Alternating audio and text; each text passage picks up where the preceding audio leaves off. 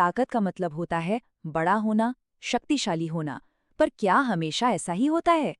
चलिए, आज एक बहुत पुरानी कहानी से समझते हैं कि असली ताकत आखिर छिपी कहाँ होती है। तो जरा एक पल के लिए सोचिए, क्या हो अगर किसी की सबसे बड़ी ताकत सबसे बड़ा होना नहीं बल्कि सबसे छोटा होना हो। सुनने में अजीब लगता है ना, लेकिन यही सवाल इस पूरी कहानी की जान है। तो कहानी की शुरुआत होती है दया के एक बहुत ही छोटे से लेकिन बहुत ही असरदार काम से। तो कहानी का हीरो है चिंटू। अब चिंटू भले ही बहुत गरीब था, लेकिन उसका दिल कहते हैं ना सोने का था। और उसकी यही एक खूबी इस कहानी में सब कुछ बदलने वाली थी।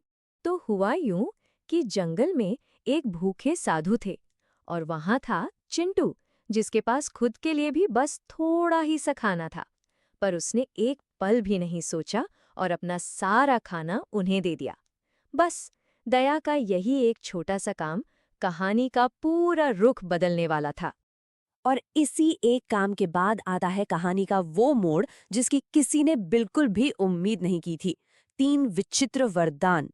चिंटू की इस दया को देखकर साधु इतने खुश हुए कि उन्होंने उसे 3 वरदान मांगने को कहा। अब असली सवाल तो यही था कि चिंटू आखिर मांगेगा क्या। अब जरा सोचिए, अगर किसी को 3 वरदान मिले तो वो क्या मांगेगा? सोना, चांदी, बड़े बड़े महल, या फिर दुनिया पर राज करने की ताकत, है ना?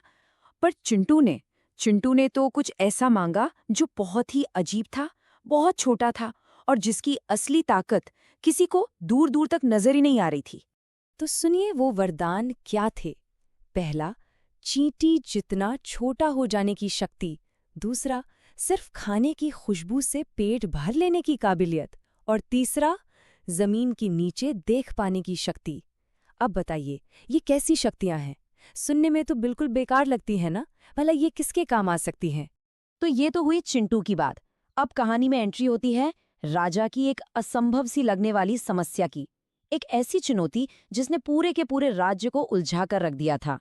हुआ ये था कि राज्य की शान, उसकी सबसे कीमती चीज, एक बेशकीमती नीलमणि, वो खो गई थी।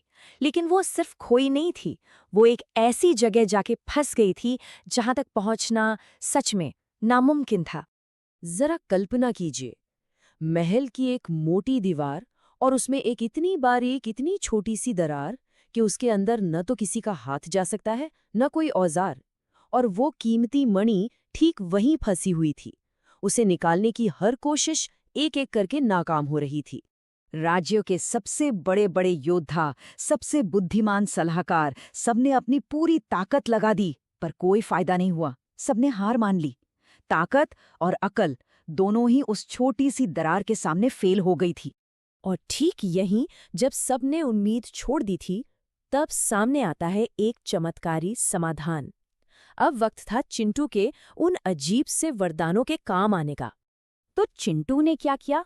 उसने अपने तीनों वरदानों का इस्तेमाल किया, एक के बाद एक, बड़े ही होशियार तरीके से। मतलब हर वरदान मानो एक पहेली के एक हिस्से को सुलझाने वाली चाबी जैसा था। आइए देखते हैं कैसे। देखिए, सबसे पहले तो उसने जमीन के नीचे देखने की शक्ति का इस्तेमाल किया और मणि की एकदम सही जगह पता लगा ली। फिर वो चींटी जितना छोटा हो गया और आराम से उस दरार में घुस गया, और फिर वो मणि को बाहर ले आया। सोचिए, जो काम बड़े बड़े सूरमाओं की ताकत और अक्ल नहीं कर सकी, वो चिंटू के इन बेकार से दिखने वाले वरदानों ने पल भर में कर दिखाया। और ये देखकर पूरा राज्य, पूरा दरबार, सबके सब हैरान थे। मतलब जिन शक्तियों को वो लोग बेकार समझकर मजाक उड़ा रहे थे, आज उन्हीं शक्तियों ने पूरे राज्य की इज्जत बचा ली थी। उस दिन सबको एक बात समझ आई कि ताकत हमेशा वैसी नहीं दिखती जैसा हम सोचते हैं। तो आखिर इस कहानी का असली मतलब क्या निकलता है? ये सिर्फ एक बच्चे और उसके 3 अजीब वरदानों की कहानी नहीं है। नहीं, ये सबक है छोटा होने की शक्ति का। कहानी हमें बताती है कि सच्ची ताकत पैसे या बाहुबल में नहीं होती, वो होती है सही समझ में, ये जानने में कि कब, कहाँ और किस हुनर का इस्तेमाल करना है। असल में चिंटू की सबसे बड़ी शक्ति उसके वो वरदान नहीं थे, बल्कि उसकी यही समझ थी। देखिए, दुनिया हमें हमेशा एक ही बात सिखाती है, बड़ा बनो, ताकतवर बनो, सबसे आगे निकलो। पर ये कहानी हमें सिखाती है कि हमेशा बड़ा होना ही जरूरी नहीं होता, बल्कि ये कहानी बड़े खूबसूरती से बताती है कि कभी-कभी जिंदगी में सबसे बड़ी जीत हासिल करने के लिए हमें छोटा बनना पड़ता है। तो जाते जाते ये कहानी हम सब के लिए एक सवाल छोड़ जाती है कि हम सब के अंदर ऐसा कौन सा विचित्र वरदान छिपा है, वो कौन सा ऐसा हुनर है जिसे शायद दुनिया छोटा समझती है या हम खुद ही नजरअंदाज कर देते हैं। लेकिन क्या पता वही हमारी सबसे बड़ी ताकत हो।